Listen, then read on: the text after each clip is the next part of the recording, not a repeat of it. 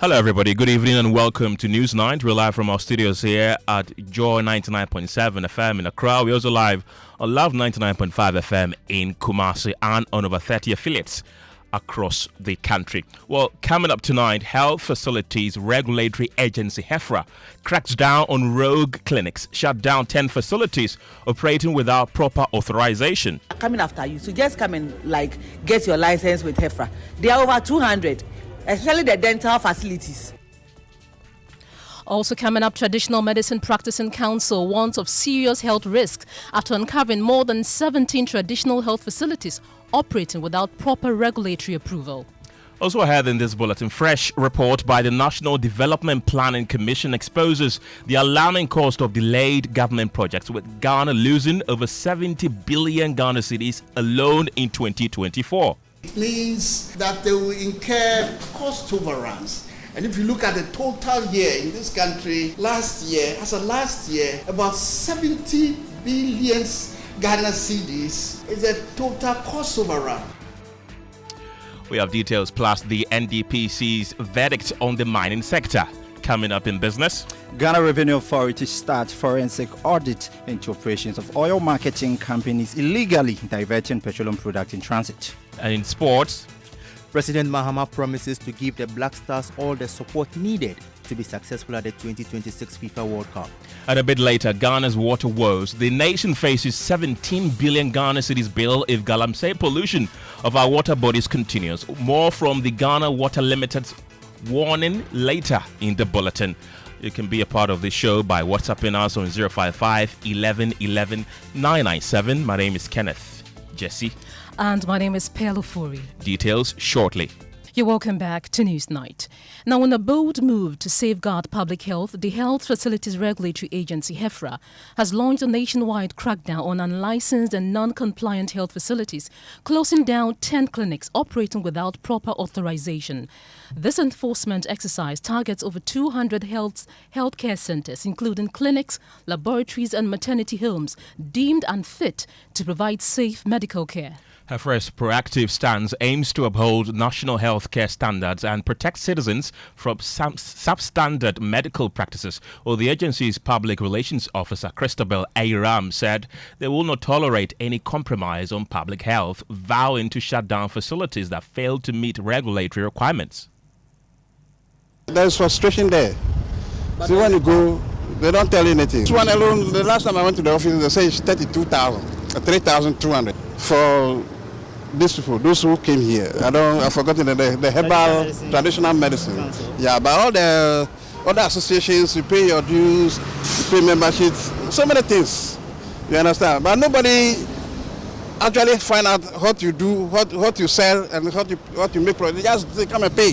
Now that they've come for your things, what is your next action to take?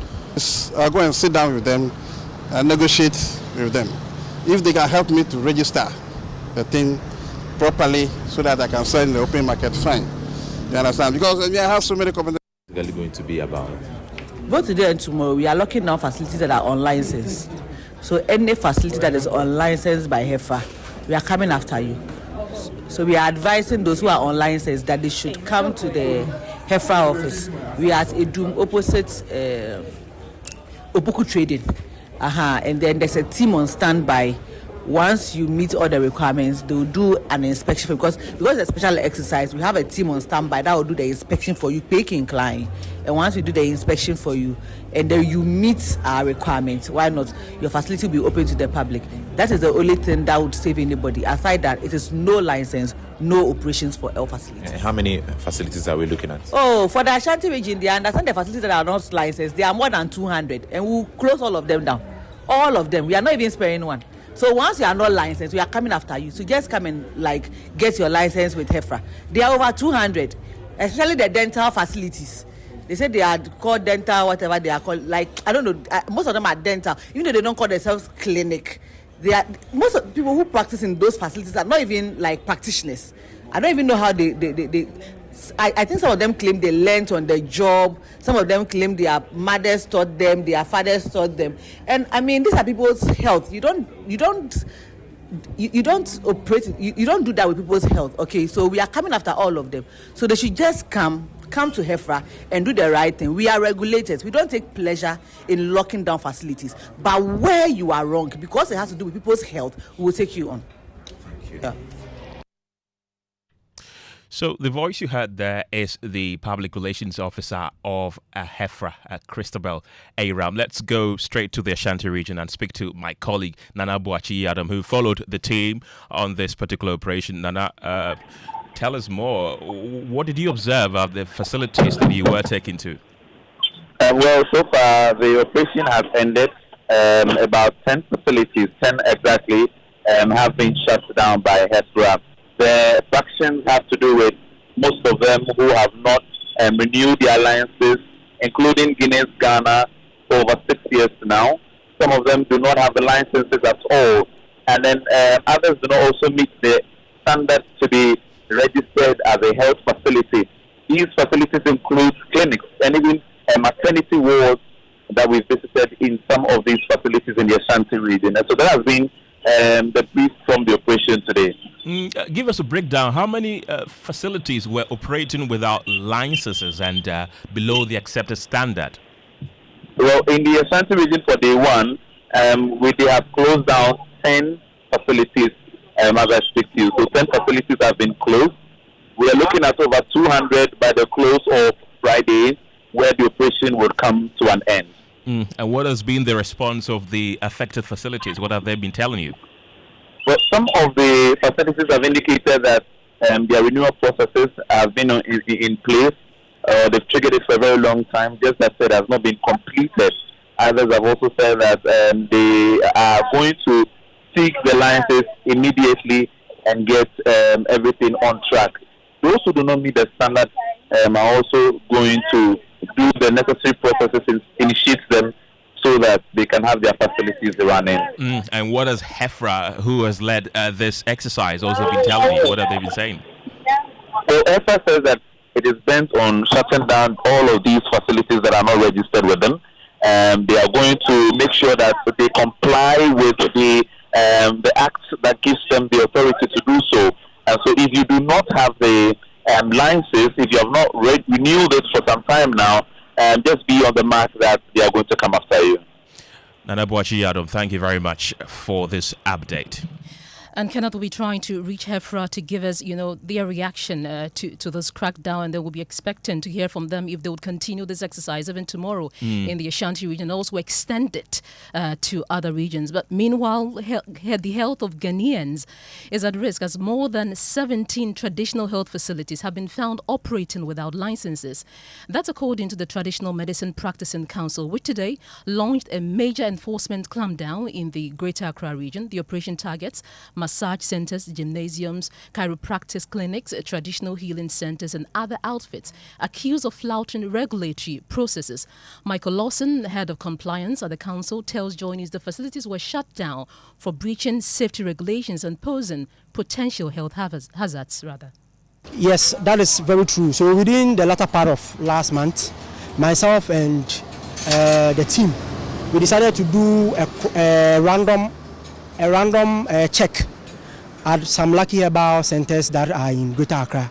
So we had opportunity to go to Madina, Asalibukwe, and the one we just picked the items at Adenta. And it will amaze you, the people who were in the shop, they had no license of operating, and there was no premise license in addition. And this poses a very serious health risk to people who consume such items, because if you don't have a license, what shows that the item you are. My name is Michael Lawson. I'm the acting head, compliance, enforcement and inspection for Ministry of Health, Traditional Medicine Practice Council. In the latter part of last month, myself and the team, we decided to do a random check at some lucky herbal centers that are in Greater Accra. So we had opportunity to go to Madina, Asalibukwe, and the one we just picked the items at Adenta. And it will amaze you, the people who were in the shop, they had no license of operating, and there was no premise license in addition. And this poses a very serious health risk to people who consume such items. Well, my colleague Stephen Mensah was on the ground with the task force and joins me with more. Stephen, what did you observe at the facilities during today's exercise? How many of them were closed down in total? Well, so we have 4 herbal facilities, 1 spa. What we observed herbal facilities that facilities table. That means all their food. Stephen, can you reposition yourself so we can hear you clearly? So can you hear me now? Yeah, let's try again. So we visited 4 facilities and 1 spa. And what we observed these herbal facilities was that 2 of them were from export. That means the products they were selling were stable. The tax force confiscated the products, and these products are well prepared for sale. We also observed that the spa clients were currently engaging in their spa activities they came for to purchase. There's frustration there. See, when you go, they don't tell you anything. This one alone, the last time I went to the office, they say it's 32,000, 3,200 for these people, those who came here. I've forgotten the herbal traditional medicine. Yeah, but all the other associations, you pay your dues, you pay memberships, so many things. You understand? But nobody actually find out what you do, what you sell, and what you make. They just come and pay. Now that they've come for your things, what is your next action to take? I'll go and sit down with them and negotiate with them. If they can help me to register the thing properly so that I can sell in the open market, fine. You understand? Because I have so many customers. They are not interested in chemical things. But all the things that they sell in the drugstore, they are verified and certified. But I still keep. Now you heard some of the operators speaking to my colleague Stephen Mensah, and we'll try and also get more. We'll try and speak to the head of compliance at the council and also get more information from him. We really want to understand why these institutions were allowed to operate for so long without regulation, Kenneth. Well, indeed, Pearl. Let's still stay on health because the nation's healthcare system has sidestepped a potentially devastating industrial action as the government has successfully secured clearance and commenced the migration of hundreds of unpaid junior doctors onto the public payroll. Well, the critical development was announced today by the Health Minister, Kwabena Takando, who confirmed that the prompt intervention was designed to resolve the recurring issue of newly engaged doctors working for months without remuneration. And my colleague Fatao Bayaga was there and has joined me in the studio with more. Fatao, what more can you tell us? So the minister says that he understands the challenges that these doctors have been going through over a period without salaries for this period. So that's exactly why he is taking steps to ensure that they fix the challenges. But he did not really, give a timeline as to when they would clear these areas. But he said that it will be done very soon. The minister noted that the ministry understands the challenges the affected nurses and midwives have been facing, having gone without salaries for about 10 months. He assured that Cabinet has approved for the finance minister to clear the arrears of some 6,500 nurses and midwives by November. As I speak to you now, that about 6,500, that will add up to the 7,000 already being paid, making 13,500. That allowance, that's over 6,000. Cabinet has approved that with immediate effect, starting from November, the Minister for Finance must pay them. The minister also noted that the ministry has secured clearance and has commenced migrating hundreds of unpaid junior doctors onto the public payroll. You recently had some junior doctors threatening to go on strike. They have started work without clearance, without salaries, without pay. Again, we collaborated with the Ministry of Finance, and as I speak to you now, we have succeeded in getting them clearance and they are being migrated onto the payroll. Stephen Kojo Tachia, convener of the Coalition of Unpaid Nurses and Midwives Association, expressed excitement following the health minister's assurance to clear their 10-month salary arrears. So yes, I would say we are excited with the response from the ministry because we brought a petition, and in response to the petition, the minister has assured us they have had a go-ahead from Cabinet to start paying us in the coming month, that is in November. And with that, we say thank you to the minister and the ministry. We are really excited.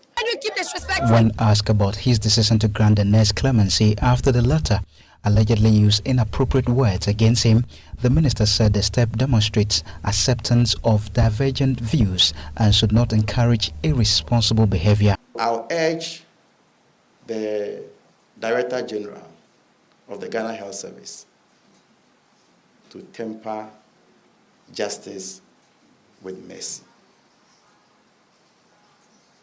This is not to encourage anybody to act irresponsibly. For Joy News, Fatah Bayaga, Accra. Well, let's take you to our earlier story where HeFRA has closed down over 10 health facilities in the Ashanti region for failure to renew their licenses, and speak to the public relations officer for HeFRA, Christabel Airam. Thank you very much for your time this evening. Some of the facilities, the persons affected say that they have applied for renewal. It has taken far too long, and that is why they have still not renewed their licenses. So really, should the problem partly be blamed on your side as well? No, good. This is the registrar. Right, Registrar, thank you. Thank you for the correction. Yes. So, thank you. The HeFRA caution is people we. Can you kindly reposition yourself? I can barely hear you. Oh, sorry. Can you hear me, please? Yes, much better. Okay. So the first fact, we wrote all of them because they are like them did not even have. We gave them, they haven't paid. But we are going for those who, if you have applied and from nobody down, so we need to. Well, that is not.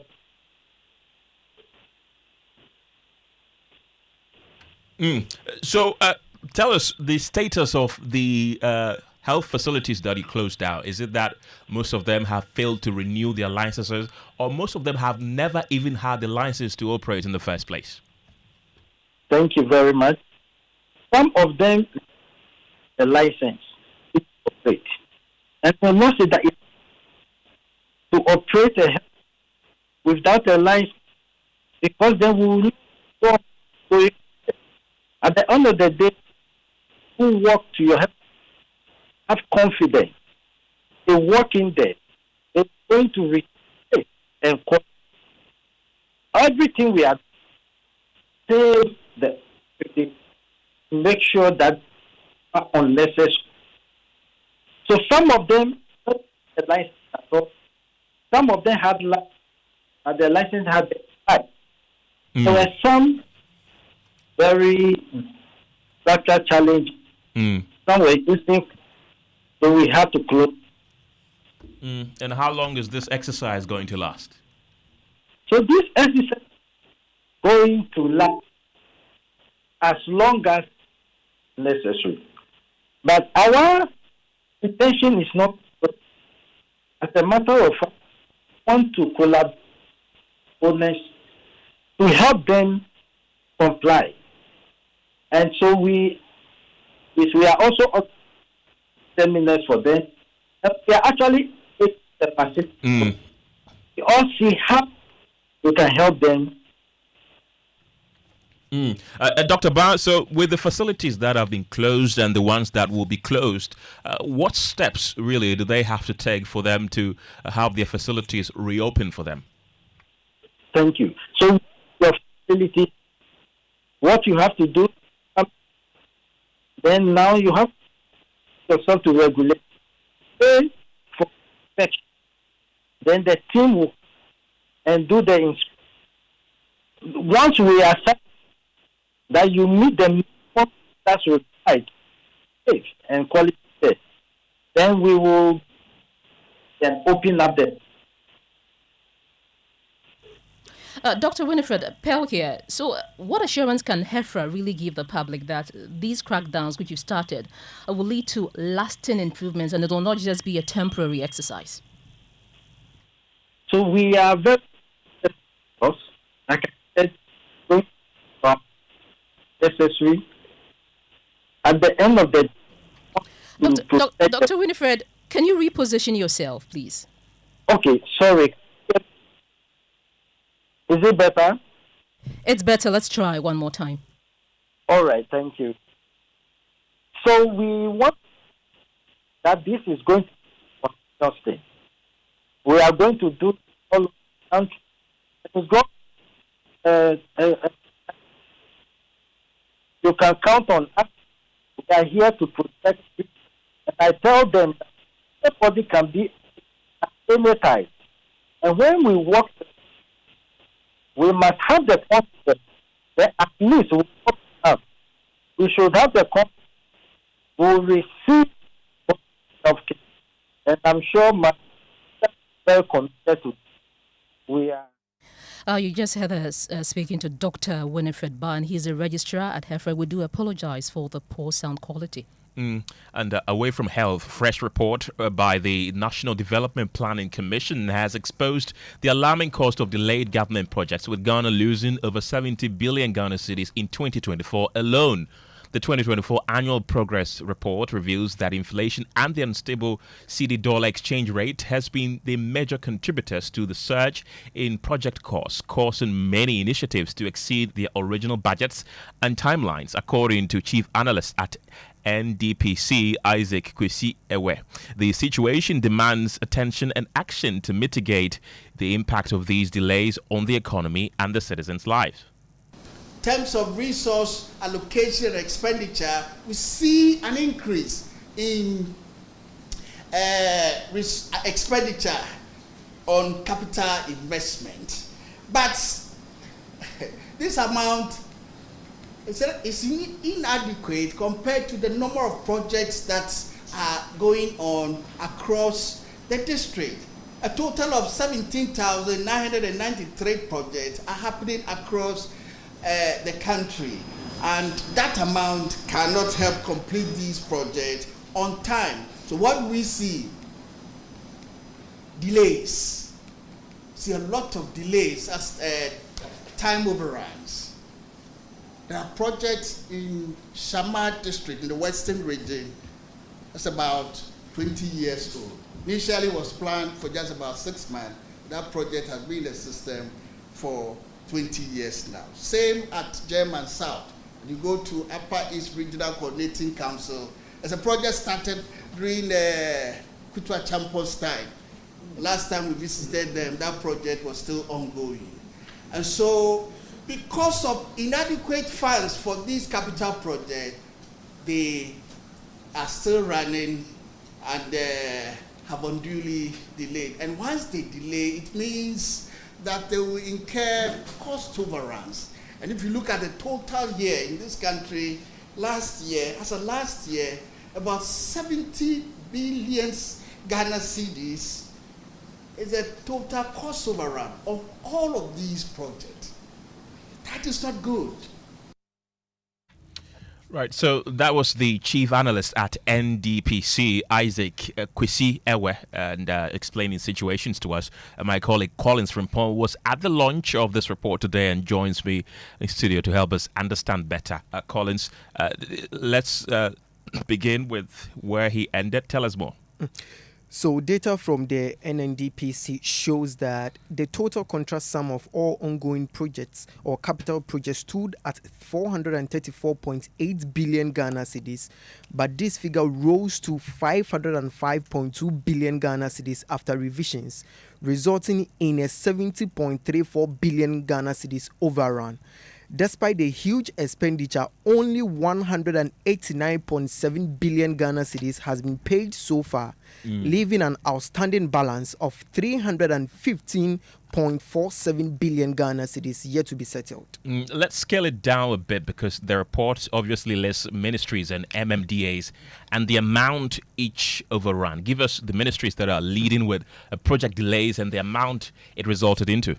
So, according to the report, almost all the ministries, but let's look at the Ministry of Roads and Highways, who recorded one of the highest. It had a total of 9,616 projects with total contract sum of 98,617,878,803 Ghana cedis, revised to 108,508,000,030 and 8,000. That's from the Ghana, that's the Ministry of Roads and Highways, leading to a total cost overrun of 9,962,000,000 Ghana cedis. The Ministry of Education also had a total number of projects of 3,013 projects, and the contract sum was around 9.2 billion Ghana cedis, and this was revised to 9.7 billion Ghana cedis. And this is also for the Ministry of Education. We had the Lands and Natural Resources Ministry having 53 projects, and with these 53 projects, the total or the contract sum initially was 385 million Ghana cedis over there. And so these are the three major ministries. There are other ministries also in there. I can see that those are mouthful, the figures. But how did NDPC arrive at this? Did they say? So according to the report that I had from them, they sought their data from through the secondary data collected from ministries, departments and agencies, regional coordinating council and metropolitan, municipal and district assemblies through the annual progressive report to prepare the report. They utilize cross-sectorial planning groups to validate the data obtained from these institutions. After the validation process, the verified data was subsequently used to compile and finalize the report. And of course, the issue of mining also came up. Yes, illegal mining or mining in general also came up. According to the report, a total of 343 mineral rights was granted to companies in 2024, and Ghana was Africa's leading gold producer in 2024. And also, the total value of mineral production comprising gold, diamond, bauxite, and manganese experienced exceptional growth, increasing by 54.6% to US $11.9 billion US in 2024, and also created 1,135,240 jobs in 2024. They talked about illegal mining, which is becoming a major environmental challenge in 2024 that we need to address. Thank you, Collins. We can now bring in Richard Chinebua-Kodua. He's the Director of Research at NDPC. Thank you very much for your time this evening, Mr. Chinebua-Kodua. Tell us the major contributing factors the report find causing this, and really how it is impacting Ghana's development. Okay, so thank you very much for the opportunity, and reporter has indicated this is a report that the National Development Planning Commission prepares every year as a way of assessing the implementation of development across the NGOs, that is the ministry. I'll be glad if you can kindly reposition yourself, because I can barely hear you. Is it better? Yes. Okay, thank you. Yeah, so we do this on an annual basis in collaboration with the DAs, RCCs, and then the MDA at the district level. And I think the figures that you have reported are correct. We find in our report as well. These basically arise as a result of changes in the contract allocated to the various that are implemented by the ministries, departments, and agencies. And this is something that can be attributed to changes in inflation. You could also see that unstable exchange rates, because when you plan a project, you know that you have to do, let's say, a year or two, or sometimes even 6 months. But if you are not able to execute the project within the specified time period, then it elapses it would have to reconsider changes based on inflation rate and also the rate. And what recommendations is the NDPC making to address this persistent challenge that we've been having?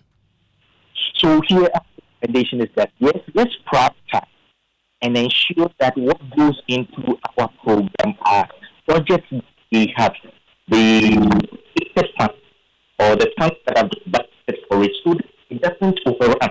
If you don't have the resources available, don't commit with in a situation where you are not so clear whether you have all the resources to be able to then create these problems.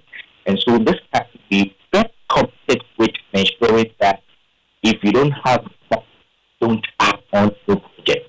At times, sometimes you want to, maybe you have 30% of it, and you think that you can start with the hope that 20 years you continue all that, and you have this situation running through the number of agencies, some of them dating back years, 7 years, 10 years, and they still as a regulatory state, they haven't into full complete. And what happens like that, it will lose because this overruns that okay, definitely we will have to find the money and then implement. But also, as public institutions, and if I can even say this on that, government becomes a bit incredible because people are not sure whether what you started you will be able to complete it. And of course, the citizens who are also waiting to benefit from these projects, whether education, health, energy, and resources, so that then they would also not get the desired benefits from this. And so want to tighten that process and the game so that you get all the funds ready and be able to do it within a time period. Richard Chinibwa-Kodia, thank you very much. He's the Director of Research at the National Development Planning Commission, and that brings us to business. And James Ishen is here with the latest. James, what do you have for us? Hi, Ken. Coming up in business this evening, Ghana Revenue Authority starts forensic audit into operations of oil marketing companies illegally diverting petroleum products in transit. And Fitch Ratings warns profitability of Ghanaian banks could fall sharply due to lower interest rates. Business news on Newsnight is brought to you by MTN Business. Welcome to the new world of business. Kingdom Books and Stationery, your number one stop shop for all office essentials, Syntex tanks, and Pepsodent Herbal and Charcoal. Welcome back to Business on Newsnight. My name is James Ishen. We settle for the details now. The Ghana Revenue Authority, GRA, has commissioned a forensic audit into the operations of some oil marketing companies and bulk oil distribution firms illegally diverting petroleum products to evade tax payment. This follows a recent operation which apprehended a syndicate diverting diesel for export to some part of the country at the tune of some 2.3 million cedis. Speaking to Joy Business, Commissioner General of the Ghana Revenue Authority, Anthony Kwesi-Sapon, said the authority will embark on a series of audits to ensure the state gets the required taxes. The GRA has also, in this respect, commissioned further investigation into the operations of some of the OMCs that have been identified and individuals that have been found culpable of tax evasion in this manner to ensure that we bring these activities under control or complete elimination so that we can safeguard the revenue to the state and prevent losses as we have seen from the operations that we have carried out in the past and also particularly in this instance. Anthony Kwesi-Sapon as Commissioner General of the Ghana Revenue Authority. Now, Fitch Ratings has cautioned that the profitability of Ghanaian banks is set to weaken considerably due to the impact of materially lower interest rate on net interest margins. Fitch Ratings, however, pointed out that the profitability will remain high by regional standards and continue to be a strength of the bank's standalone credit profiles. The following report has more.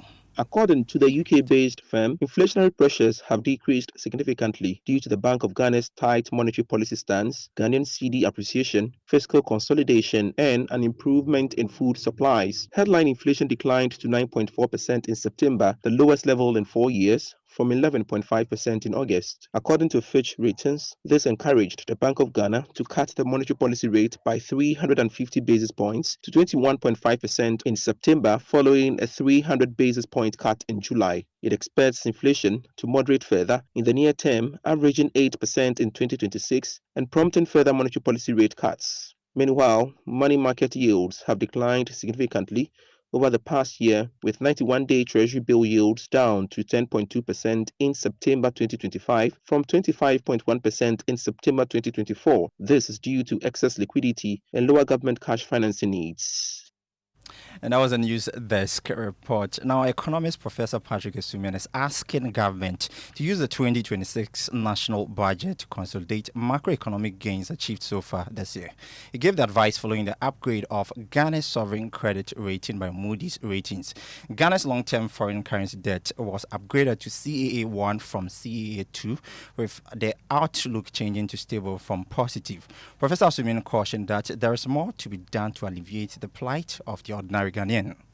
In terms of direction, it means that we have been upgraded. It's an improvement from where we are. But look, our new rating is not improving. The fiscal situation is improving. The overall macro situation is improving. So it's signaling to investors that things are getting better. It doesn't necessarily mean that we are out of the woods. And I think that's really how we should read it. Confidence should be there, but the confidence has been improving, at least from the domestic front. When you look at the economic statement, that the economic data that BOG has been releasing, the summary of economic and financial data, you do see the improvement in consumer confidence and business confidence, primarily domestic. And that was economist Professor Patrick Asumian there speaking. Now, Telecel Ghana has rewarded a loyal customer with a life-transforming grand prize of 1.2 million cedis, and that's too much money promotion. Director of Commercial Business Unit at Telecel Ghana, Net Muga, said the initiative was designed to reward loyal customers and positively impact their lives. She made the remarks during a ceremony to announce the winner at the Makola Market in Accra. So excited to see the joy fest, so excited to see the reaction from the crowd, and above all, so excited to know that the 1.2 million is going to change someone's life, and this was the reason why we did this promo. And someone may really ask why. One reason was we wanted to give something that will change someone's life, but again, the bigger objective of this promo was to really give thank you to our customers. Telecel Ghana is growing with Ghanaians, and we wanted to give something in a bigger way and making everyday usage more meaningful. Annette Muga as Director of Commercial Business Unit at Telecel Ghana, and in the business news on Newsnight with me, James Shenken. Well, thank you very much, James, for bringing us the latest in business. It's now time for sports. And Benaya is here with the latest. What's up? Yeah, Kenito. Yo. Were you at the Accra Sports Stadium yesterday? No, I wasn't. Man. Did you go for the party that you said you were going to throw?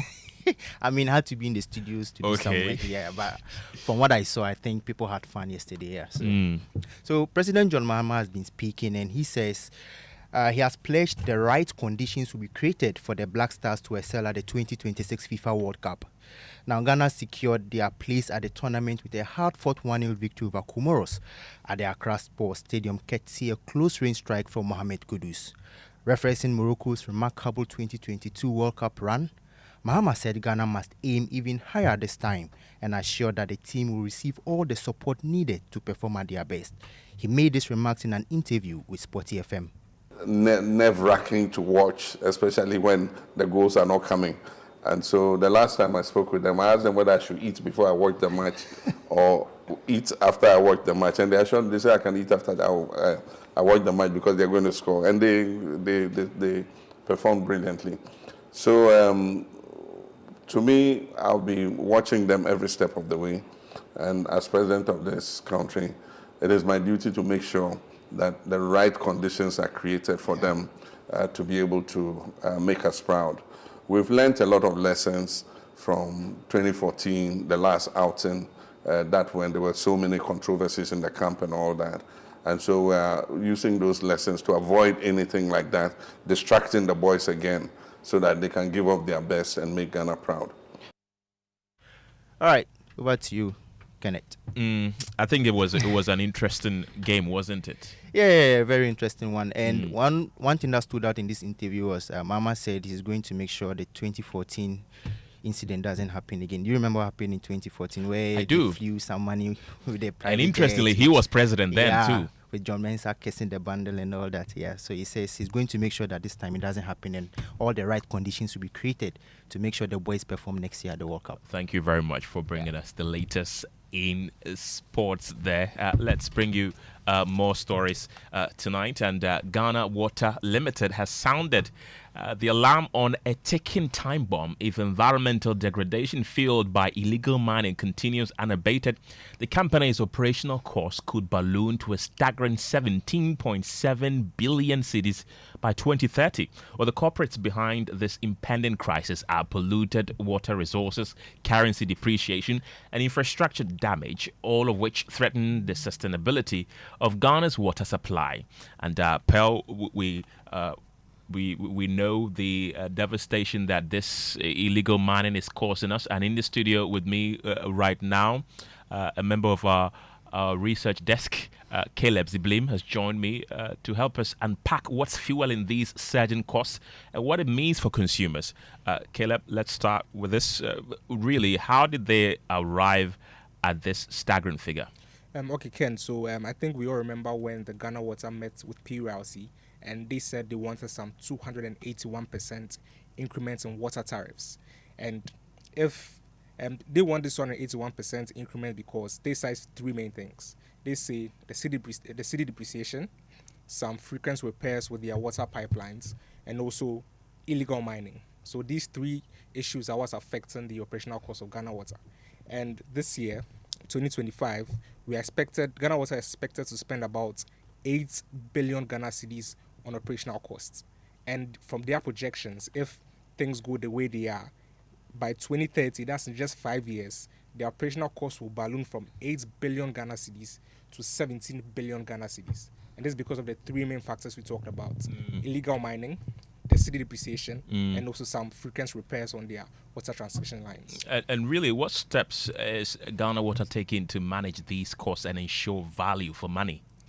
So according to Ghana Water Company and in their submission to PRC, they say that they will make sure that they implement some frameworks around their contracts and make sure that there's value for money with all the contracts. Also, they'll prevent any demurrage coming from their shipment of goods into the country and prevent them from staying at the ports overnight.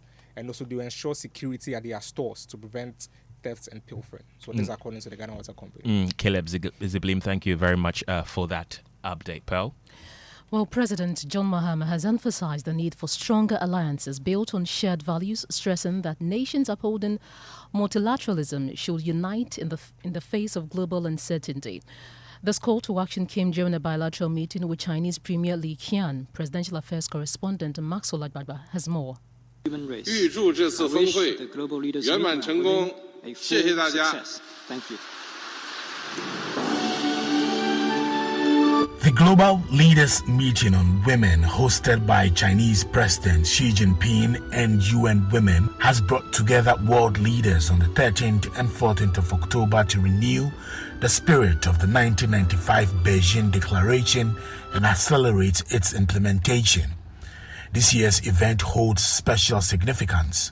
It marks 80 years since the founding of the United Nations and 30 years since the 4th World Conference on Women held right in Beijing. Speaking at the opening ceremony, which had Chinese President Xi Jinping in attendance, President Mahama outlined key policies his government has introduced to promote gender equality and uplift women.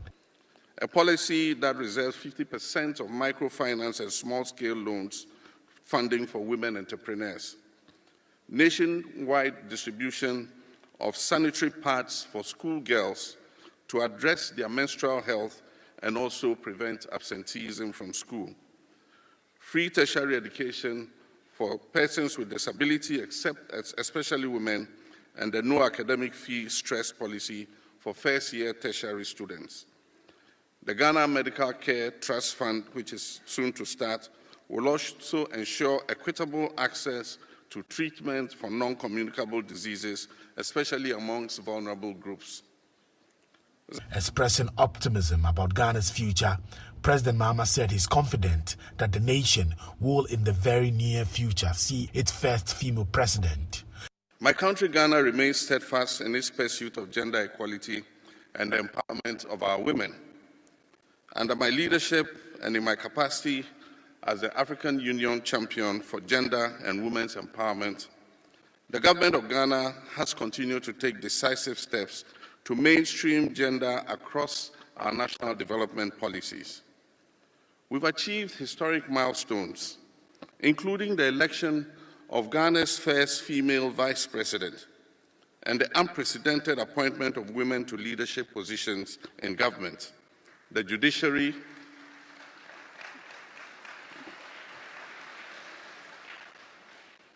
the security services, and key national institutions.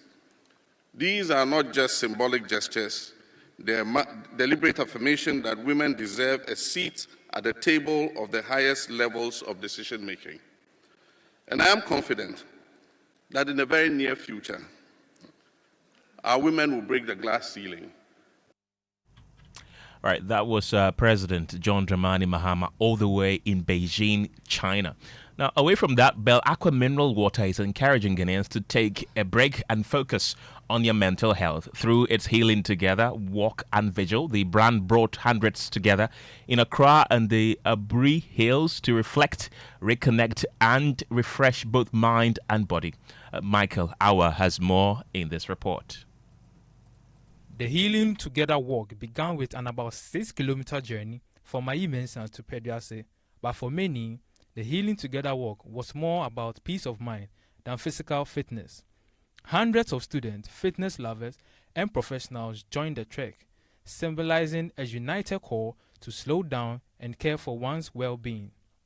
At the finish point, participants took part in games and cool-down sessions, turning the morning into celebration of joy and togetherness.